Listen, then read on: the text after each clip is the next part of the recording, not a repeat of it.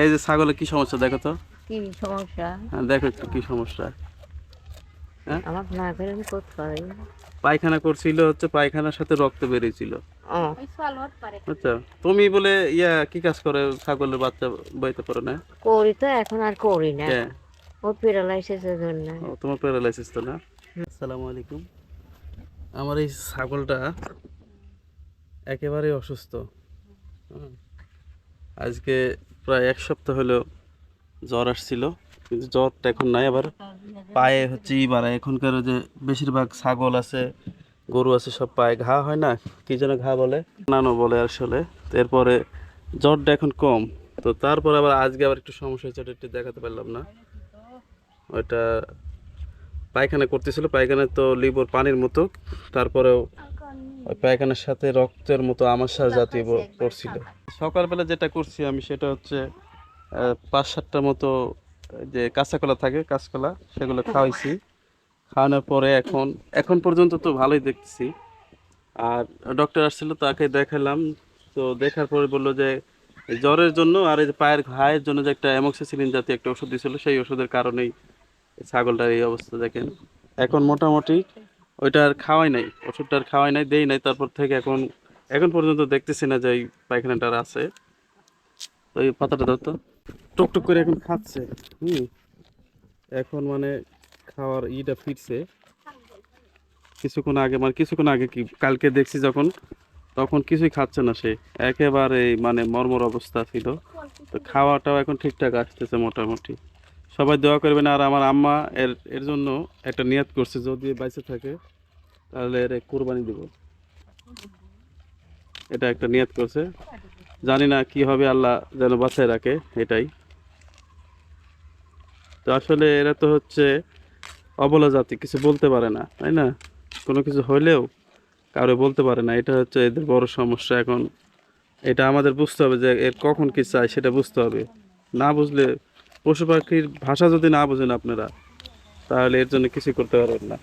দেখেন মাশাআল্লাহ, এখন আমার মনে হয় তার শরীরটা এখন মোটামুটি একটু ভালো লাগতেছে। আমি প্রাথমিকভাবে অনেক চিকিৎসা দিয়েছিলাম, তার মধ্যে দেখেন এই যে এটা হচ্ছে জামের পাতা, তারপরে হচ্ছে এটা হচ্ছে বেল,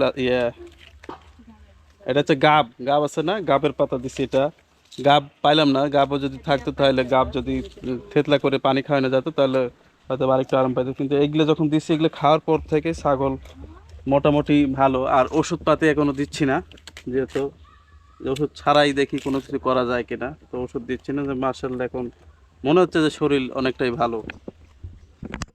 খাওয়া দাওয়া দেখে তো মনে হচ্ছে যে আসলে হয়তো বা ওই এটা কেটে গেছে। একটা জিনিস খেয়াল করবেন, সেটা হচ্ছে ছাগলকে যখন খাওয়াবেন, এই যে এগুলো যখন থাকবে না পাতাতে, এগুলা উঠাই দিবেন। এটা পেটের মধ্যে গেলে এটার থেকে কিন্তু আবার পেটে নানা রকম ইনফেকশন শুরু হয়ে যাবে। এই যে আমাদের রোকেয়ার দাদি চলে আসছে। দাদি এখানে এসো, শোনো, এখানে এসো। এই যাওয়ার আবার পজিশন নেওয়া লাগে, কি ঘুমটা দিতে, বসো এখানে। এই যে ছাগলের কি সমস্যা দেখো তো। কি সমস্যা? হ্যাঁ, দেখো একটু কি সমস্যা। হ্যাঁ, আমার না করে আমি করতে পারি। পায়খানা করছিল, হচ্ছে পায়খানার সাথে রক্ত বেরিয়েছিল। ও আচ্ছা, তুমি বলে কি কাজ করে ছাগলের বাচ্চা বইতে পারো না? করি তো, এখন আর করি না। কে? ও প্যারালাইসিসের জন্য। ও, তোমার প্যারালাইসিস তো না? হুম। এই দেখেন মাশাআল্লাহ, এখন মানে ডানটিও সবাই খাচ্ছে ছাগল। আল্লাহ এরা বাঁচায় রাখুক। আমার মায়ের নিয়ত করছে এটা, দাদি আমার মা নিয়ত করছে যদি বাইসে থাকে হুম। কুরবান দিবে এটা। আচ্ছা। একেবারে কালকে রাতে সেই অবস্থা, করুণ অবস্থা। এখন এই যে দেখেন খাচ্ছে, এই যে এগুলো যখন খাচ্ছে তখন এর সমস্যাটা মনে হয় যে অনেকখানি আরাম হয়েছে, বিদায় এগুলো খাচ্ছে। কালকে তো কিছুই খাই নাই। কি দাদি, ঠিক হবো না এখন? কি কি মনে হচ্ছে? এখন বলতে ভালো হবে। ভালো হবি? হুম। দেখ, আর দাদি যখন কইছে তখন ভালো তো হয় লাগবে। পেটের ব্যথা ট্যাথা হলে তুমি ঝাড়া দিলে সারে গেলেন, তাই না? হ্যাঁ, এখন মানুষকে কত পারছে লাইট করে কামড়াচ্ছে। না এটা তো এই যে আগে বললাম যে এরা অবলা, এরা তো বলতে পারে না। ফুলটা এখন মোটামুটি উঠে দাঁড়াচ্ছে, এটা দেখে ভালো লাগতেছে যে অন্তত প্রাথমিক চিকিৎসা দিয়েই ছাগলটা বাঁচাইলাম। আমার মনে হয় ছাগল এখন থেকে সুস্থ। লড়াচড়া দেখেন, লড়াচড়া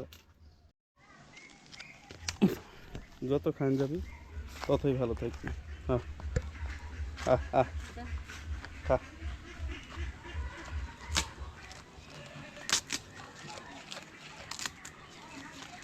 আজকের ব্লগটি কেমন লাগলো সবাই জানাবেন, আর সেই সাথে অবশ্যই আমাদের চ্যানেলটি সাবস্ক্রাইব করে আমাদের সাথে থাকবেন। ধন্যবাদ।